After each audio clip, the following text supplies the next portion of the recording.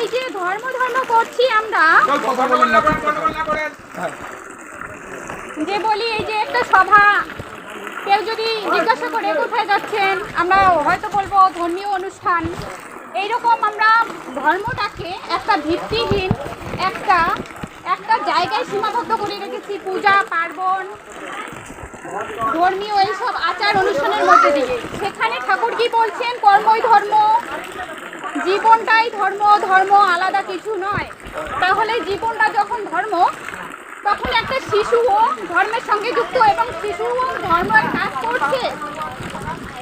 সেখানে আমরা আজকের পরিস্থিতিতে কি শুনতে পারি, কিছু কিছু শিশু বাচ্চা ইয়ং ছেলে মেয়েরা বলছে এখনো আমাদের বয়স হয়নি ধর্মীয় অনুষ্ঠানে যাওয়ার।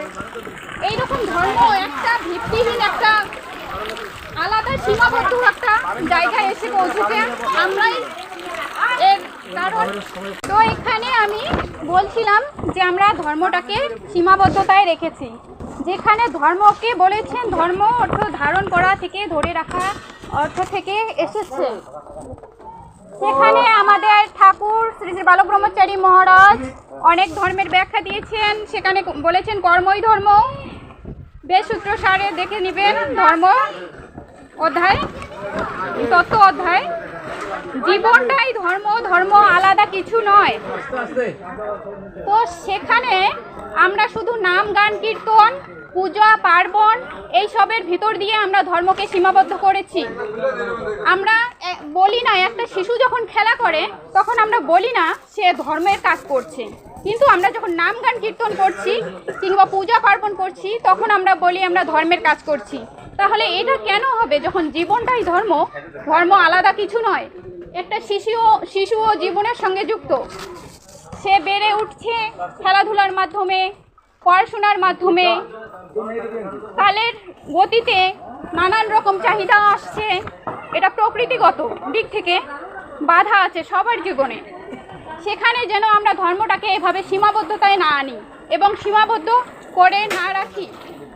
তাহলে সীমাবদ্ধই যদি করে রাখলাম তাহলে এখানে ঠাকুরের কথার কোনো ভিত্তি হলো না সেই ধর্মের পরিপ্রেক্ষিতে, ধর্মের ব্যাখ্যার পরিপ্রেক্ষিতে।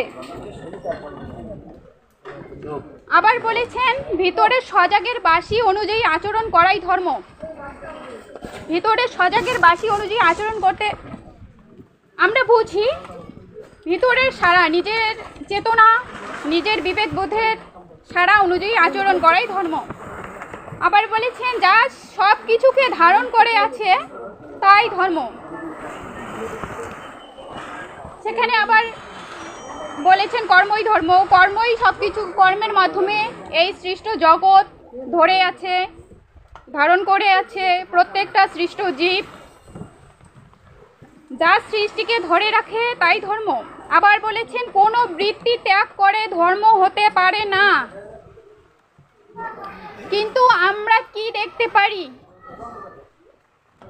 ধর্মীয় অনুষ্ঠানে গেলে তথাকথিতভাবে আমরা যে ধর্ম বলি, এই যে নামগান কীর্তন পূজা পার্বণ, এটাকেই ধর্ম বলে আমরা সীমাবদ্ধ করি। এখানে নানান রকম বাধা নিষেধ, ধ্যান করা যাবে না, ত্যান করা যাবে না, যেরকম রয়েছে কাম ক্রোধ ইত্যাদি ত্যাগ করার কথা বলা হয়ে থাকে নানানভাবে। কিন্তু এখানে ঠাকুর বলেছেন কোনো বৃত্তি ত্যাগ করে ধর্ম হতে পারে না। সেটা আমাদের ভেবে দেখা দরকার এবং সত্যের সঙ্গে মিলিয়ে নিজের সচেতনতার সঙ্গে মিলিয়ে আমাদের গ্রহণ করা অবশ্যই প্রয়োজন। কাম ধর্মের অন্তরায় হতে পারে না। তথাকথিত অনেক ধর্মে যা আমরা দেখতে পারি কাম বর্জন, ঈশ্বর দর্শন, ভগবান লাভ এসব আমরা শুনে থাকি। সেখানে তিনি বলেছেন কাম ধর্মের অন্তরায় হতে পারে না। ধর্ম কাম ছাড়া নয়, যা সহজাত তাই ধর্ম।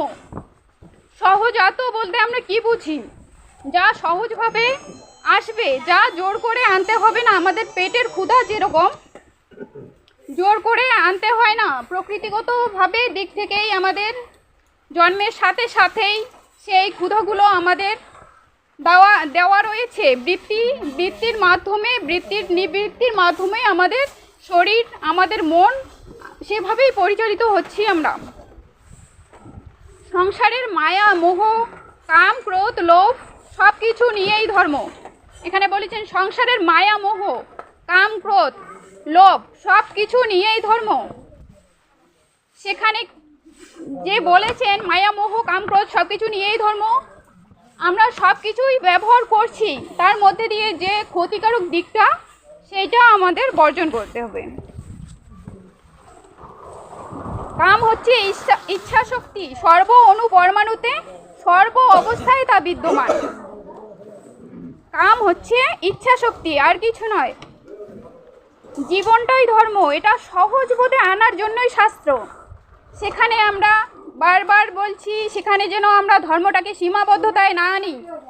একটা শিশু যখন খেলা করে, যখন সদ্যজাত শিশু বেড়ে ওঠে, সেও ধর্মের কাজ করছে, একটা মানব জাতিকে টিকিয়ে রাখার সে ভবিষ্যতের একটা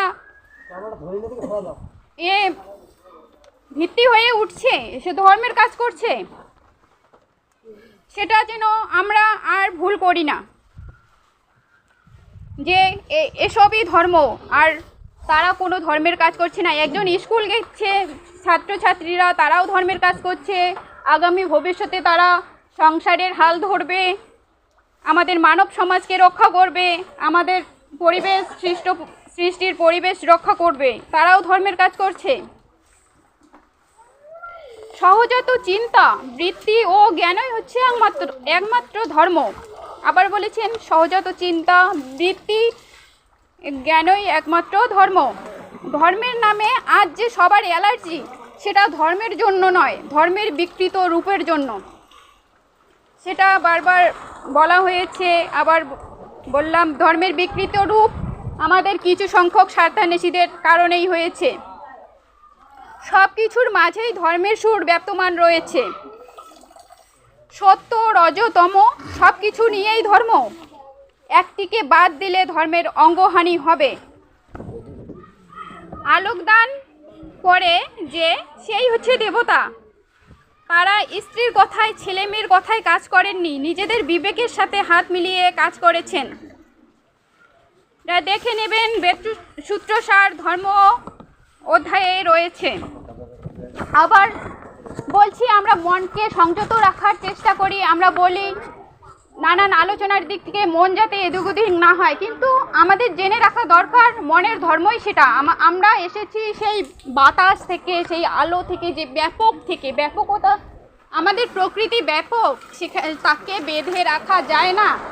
সেরকম আমাদের মনও ব্যাপক, বেঁধে রাখা যায় না। মন বহু চিন্তাযুক্ত হবে, এটাই স্বাভাবিক। তার মধ্যে দিয়ে যেন আমরা আমাদের মনকে যাতে আমরা এই মহৎ কাজে উৎসর্গ করতে পারি, সেই দিক থেকে দিক দৃষ্টি আমরা যদি রাখতে পারি, তবেই আমাদের মনকে সেইভাবে আমরা নিয়ে যেতে পারবো। আর মনকে যতই বেঁধে রাখার চেষ্টা করবেন, যা কিছু যে সেটা আমি ভাববো না, সে চিন্তা করব না, মন ততই সেভাবে সেই দিকে ছুটবে। মনকে কখনো বেঁধে রাখা যায় না। তো বিরাট ব্যাপকের সৃষ্টি আমাদের মাধ্যমে প্রকাশিত হচ্ছে। আমরা যাতে সঠিকভাবে তার পরিচালনা করে আমরা মহৎ কাজে এগিয়ে যেতে পারি, এটুকুই আমার বক্তব্য। সকলকে রাম ও নারায়ণ রাম।